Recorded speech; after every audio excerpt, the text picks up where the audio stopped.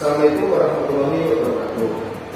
Kami dari kelompok 1, di sini kami akan mempresentasikan sebuah materi yang berjudul Pengantar Manajemen Operasi untuk memenuhi mata kuliah Manajemen Operasi. Presentasi ini akan berupa video edukasi. Saya Muhammad Ridho Wijaya, NIM 064. Saya Anissa Salsabila Syawaludin, NIM 059. Saya Zulika Jani Syakrani dengan NIM 037. Saya Ismatitra Ayu Pramesti, NIM 048. Di sini saya akan menjelaskan mengenai definisi dari manajemen operasi. Definisi dari manajemen operasi yaitu serangkaian aktivitas yang menciptakan nilai dalam bentuk barang dan jasa dengan mengubah masukan menjadi hasil. Yang dimaksud dari mengubah masukan menjadi hasil yaitu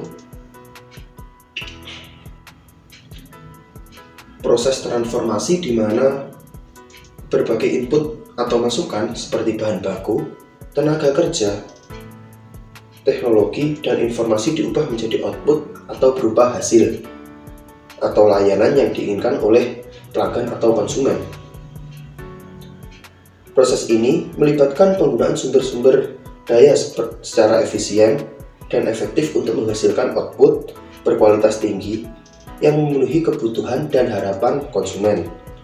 Contohnya dalam sebuah pabrik, bahan baku diolah menggunakan mesin dan tenaga kerja untuk menjadi produk jadi seperti baju, seperti sepatu, atau alat-alat elektronik dan juga lain sebagainya.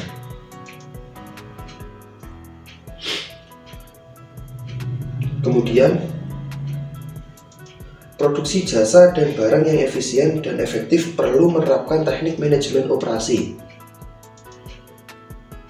Nah, jadi di sini untuk mengatur jalannya kelancaran manajemen operasi diperlukan yaitu seseorang yang mengatur, yang disebut dengan manajer operasi.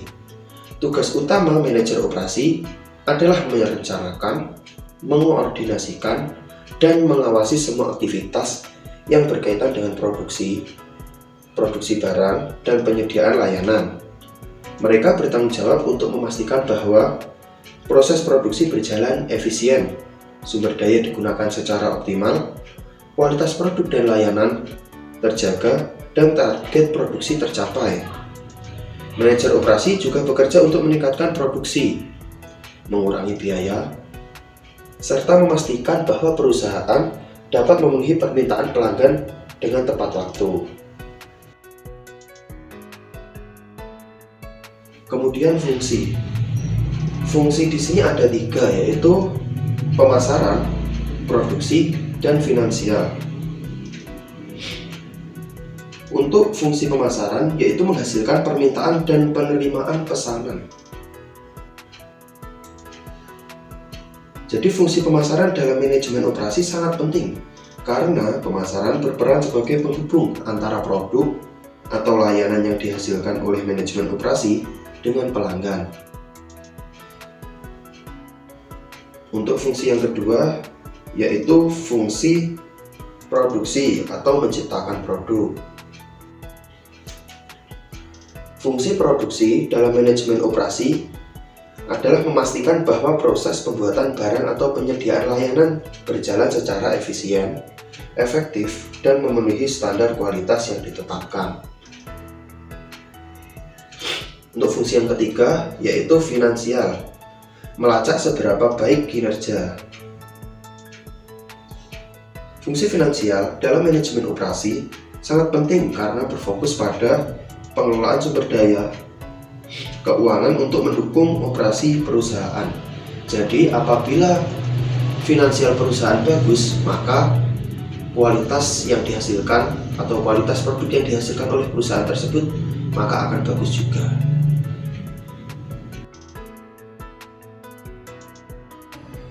Selanjutnya saya akan menjelaskan fungsi dasar dari proses manajemen operasi. Fungsi dasar dari proses manajemen operasi ada 5. Yang pertama, perencanaan, kedua, pengorganisasian, ketiga, penentuan jajaran staf, keempat, pengarahan, dan yang kelima, pengendalian. Perencanaan adalah tahapan awal yang sangat krusial dalam menjalankan sebuah organisasi atau proyek. Gampangnya, proses berpikir ke depan untuk menentukan apa yang ingin dicapai, bagaimana cara mencapainya, dan siapa saja yang akan terlibat dalam proses tersebut. Yang kedua, pengorganisasian. Pengorganisasian ini proses menyusun dan mengordinasikan berbagai sumber daya, seperti sumber daya manusia, keuangan, peralatan, untuk kerangka kerja yang jelas dan terstruktur. Yang ketiga, penentuan jajaran staf. Penentuan jajaran staf juga dikenal dengan staffing, yaitu proses mencari orang atau karyawan yang tepat, yang melibatkan proses perekrutan, seleksi, penempatan, pengembangan, evaluasi, dan juga pemberhentian karyawan. Yang keempat, pengarahan. Pengarahan adalah salah satu fungsi penting dalam manajemen yang berfokus memotivasi, mengarahkan, dan memimpin karyawan untuk mencapai tujuan organisasi. Nah, proses ini itu membutuhkan komunikasi dua orang antara manajemen dan juga karyawan, di mana manajemen memberikan arahan dan karyawan memberikan feedback dan juga ide-idenya. Yang terakhir yaitu pengendalian. Pengendalian ini adalah pemantauan dan evaluasi untuk memastikan segala sesuatunya berjalan sesuai dengan perencanaan di awal tadi. Dari fungsi dasar proses manajemen operasi tadi, kita dapat menerapkan 10 keputusan strategis manajemen operasi.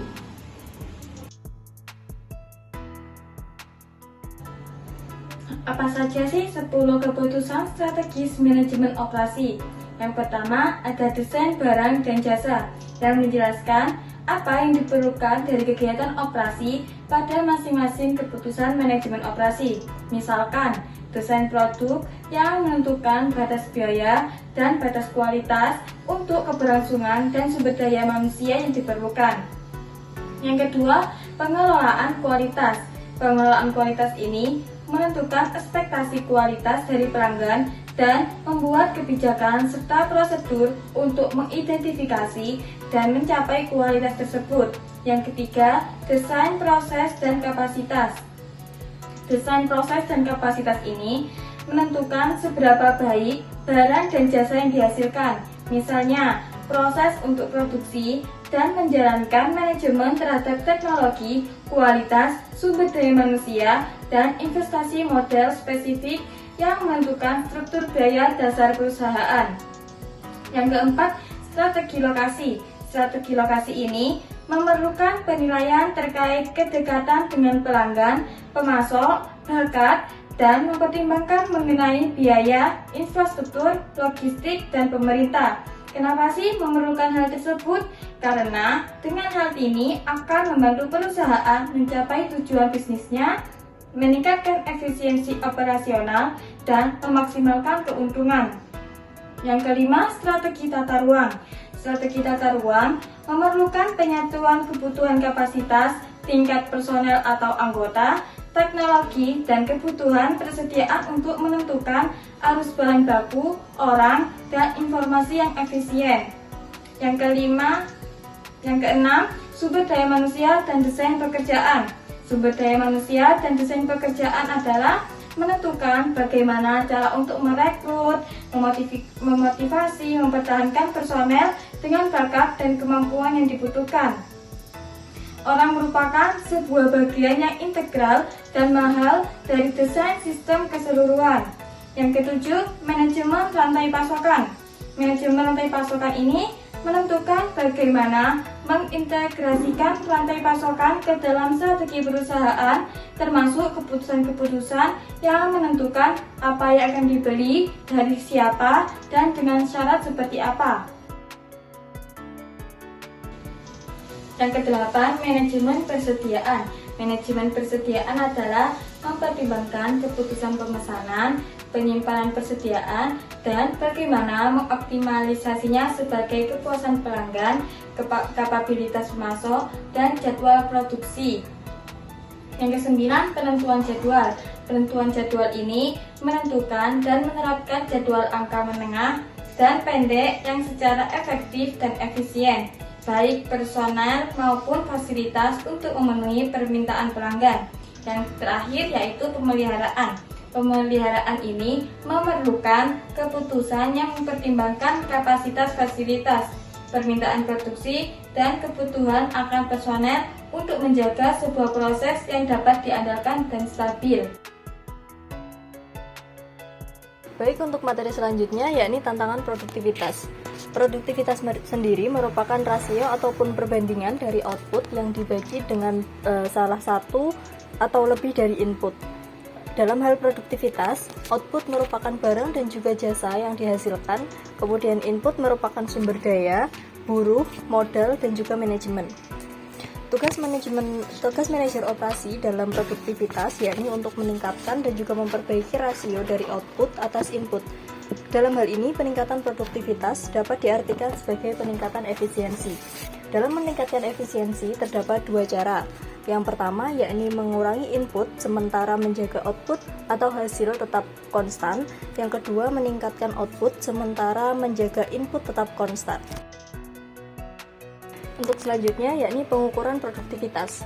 Pengukuran produktivitas dibagi menjadi dua. Yang pertama produktivitas faktor tunggal, kemudian yang kedua yakni produktivitas multifaktor. Produktivitas faktor tunggal seperti pada contoh kasus di mana produktivitas diukur dengan waktu buruh per ton dari sebuah baja tertentu. Dengan rumus, produktivitas sama dengan unit yang dihasilkan dibagi dengan masukan yang digunakan, yakni 1000 dibagi dengan 250 waktu buruh sama dengan 4 unit per waktu buruh. Untuk yang kedua yakni produktivitas multifaktor, disebut juga produktivitas faktor total. Produktivitas ini dihitung dengan mengkombinasikan unit masukan atau input seperti contoh berikut. Produktivitas sama dengan hasil dibagi dengan buruh ditambah bahan, ditambah energi, ditambah modal, dan juga lain-lain. Seperti contoh, perusahaan memiliki 4 orang staf, masing-masing bekerja selama 8 jam setiap harinya dengan biaya upah $640 per hari dan biaya overhead senilai $400 per hari. Colin memproses dan menutup 8 judul setiap hari. Sistem pencarian judul terkomputerisasi yang baru memungkinkan pemrosesan 14 judul per hari.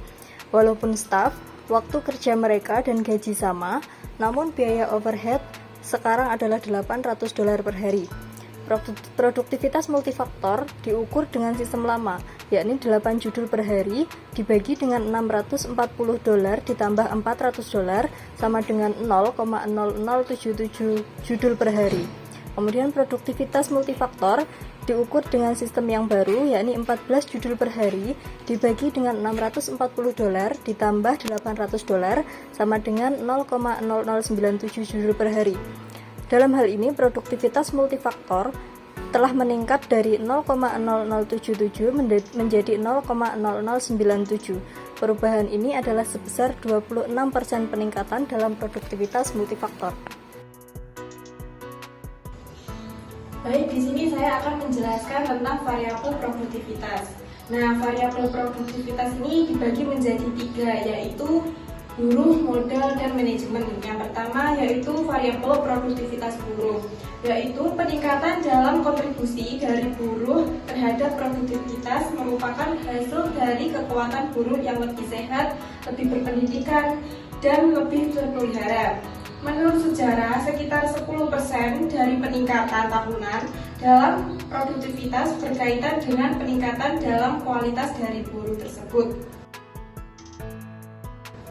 Nah, di sini ada 3 variabel penting untuk peningkatannya, yaitu yang pertama pendidikan dasar yang sesuai untuk buruh yang efektif, yang kedua yaitu diet bagi buruh, yang ketiga yaitu pengeluaran tambahan sosial yang membuat buruh siap seperti transportasi dan sanitasi. Selanjutnya yaitu peningkatan ini bisa ditemukan hanya melalui peningkatan kompetensi dari buruh, tetapi juga melalui pemanfaatan buruh yang lebih baik dengan komitmen yang lebih kuat. Selain itu juga ditambahkan strategi pelatihan, motivasi, team bonding atau pembentukan tim, dan sumber daya manusia.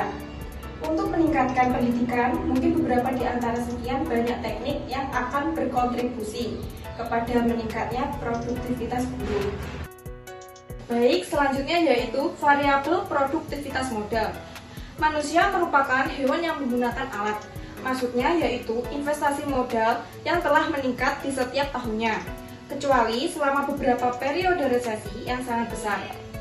Investasi tahunan yang telah meningkat dengan peningkatan per tahun sebesar 1,5% dikurangi tunjangan depresiasi.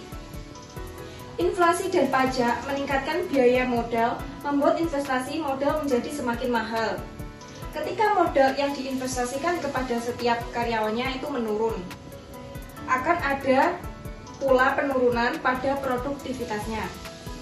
Menggunakan buruh ketimbang modal dapat mengurangi pengangguran dalam jangka pendek, tetapi juga membuat ekonomi menjadi kurang produktif, dan oleh karenanya akan menyebabkan rendahnya gaji dalam jangka panjang.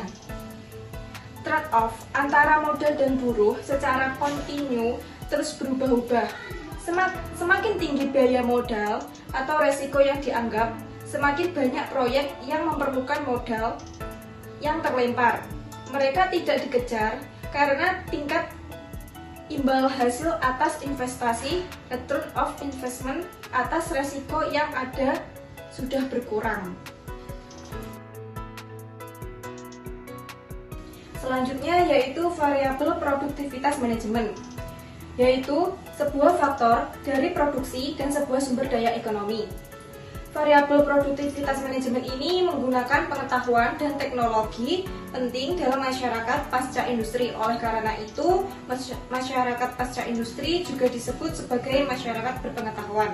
Masyarakat berpengetahuan ini adalah mereka yang dari kebanyakan buruh yang bermigrasi dan pekerjaannya yang manual ke pekerjaan teknis dan pemrosesan informasi yang memerlukan pembelajaran yang terus-menerus.